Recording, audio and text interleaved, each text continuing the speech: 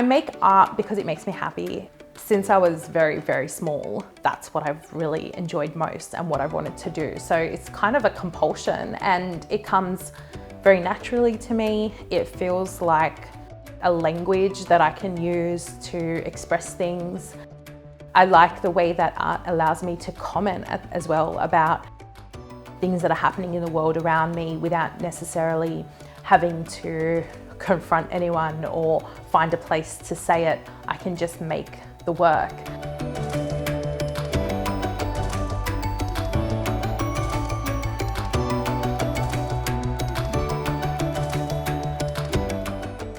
Being able to create doesn't require anyone else to tell you what to do or how you should do it. It kind of frees you up to just be as intuitive as you like.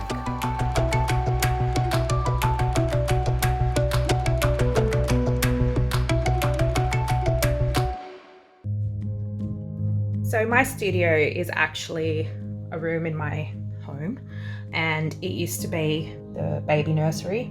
It is a space that I can sort of escape to, but it also kind of acts as a storage facility.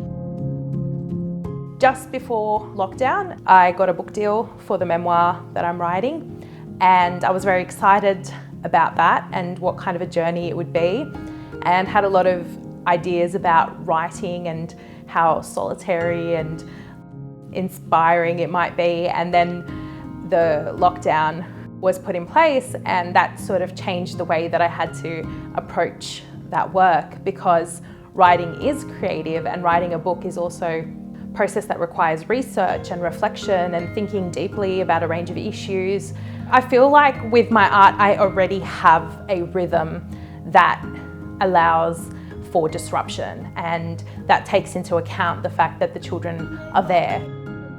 But writing, I find, requires a bit more time and quiet.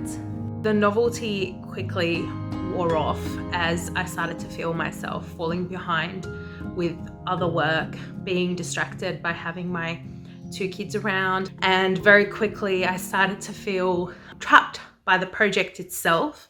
That time itself was sort of stretching out infinitely, and that created less pressure to get the work done.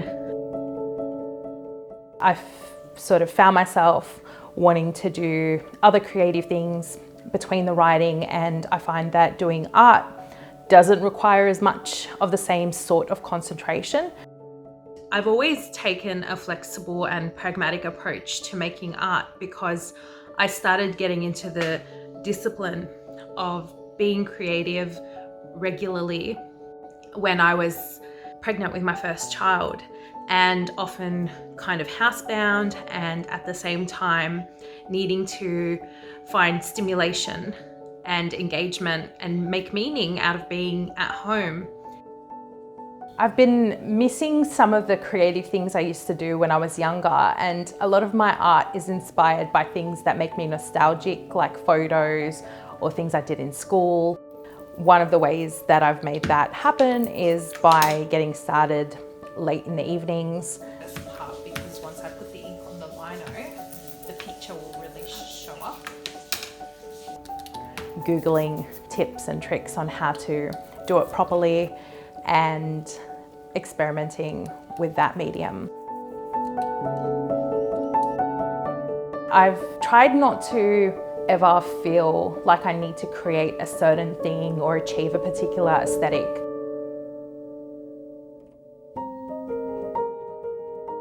I got involved in Sweatshop over a year ago, and I loved it immediately because of the way that it encourages creatives to do things that don't necessarily fit into what's already been done. We don't have to change the way we speak or the way we make art or the way that we would express ourselves to fit what the listener or what the audience wants. It's an authentic way of telling stories and sharing experiences. I wanted these illustrations to be strong and bold and colourful and celebratory. We really wanted to make the book into a project which really celebrates the diversity of those voices and at the same time allows the women involved to have a platform and grow as writers and as creatives. In-person book launches can't happen in the current circumstances. So it would have been really exciting to see some of my friends be able to speak about their work, but we're now sort of thinking about how to celebrate this publication and draw in the attention it deserves in other ways.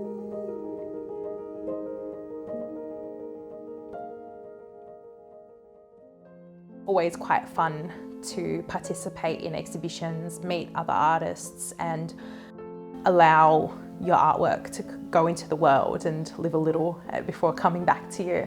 So I decided to enter the Cumberland Art Prize. I then found out that I'd won the prize. I was really happy to hear that, and at the same time it was bittersweet because we wouldn't be having a physical launch anymore. The exhibition would have to go online. Things I like about galleries is meeting the other artists, engaging with the public, and even things like seeing the art up close and experiencing the textures and the colours in detail. And we're missing out on that, unfortunately, but maybe every time there is an exhibition on, even when we're not in a pandemic, perhaps it should be filmed and made available in a virtual format. I'm doing a series of paintings and illustrations that are portraits of whimsical women in outdoor places, and I've called them the Women in Gardens series. I think part of the inspiration for that has been a desire and a yearning for the outdoors and missing the way that we would normally spend time. I've been thinking a lot about the meaning of being in touch with nature and at the same time the aesthetic of it and how vibrant and colourful nature is and how we relate to it. I also wanted to take a break from more serious material since we're at home and we're not able to really do the things that usually bring us joy. I wanted this work to be a little bit more joyful and experimental, and as well not having a deadline for it or an exhibition or a brief means that I'm free to just do what brings me a sense of pleasure and satisfaction as well.